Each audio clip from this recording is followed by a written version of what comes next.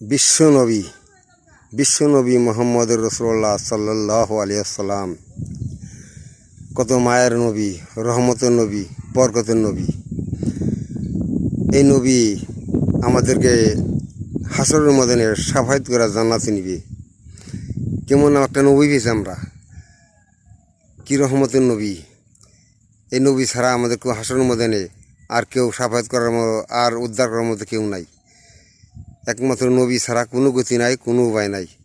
মোহাম্মদ রসুল্লাহ সাল্লাল্লাহু আলাইহি ওয়াসাল্লাম তিনি সবসময় উম্মতের জন্য কাঁদছে, আজও পর্যন্ত উম্মতের জন্য কান্দে, ইয়া উম্মতি, ইয়া উম্মতি, ইয়া উম্মতি। কিন্তু আমরা যত মুসলমান আছি কেউ নবীর জন্য একবার কান্দি না। আমরা নবীর কথা স্মরণ করি না, নবীর জন্য একবার কেউ কান্দি না।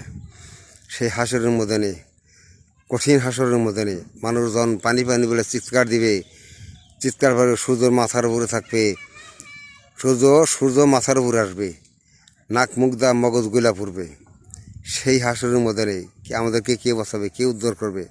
একমাত্র মায়ের নবী, রহমতের নবী, দরদের নবী, বরকতের নবী। এই নবী আমাদেরকে উদ্ধার করবে সেদিন।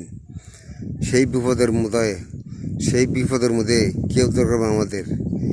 সেই দুঃখের দিনের নবী আমার, নবী কামলেওয়ালা, নবী কামলেওয়ালা।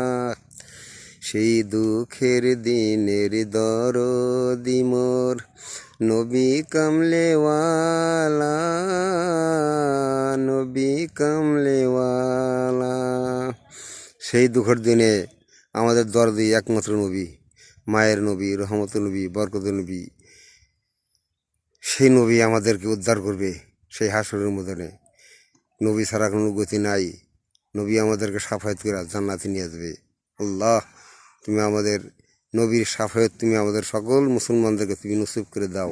আমিন।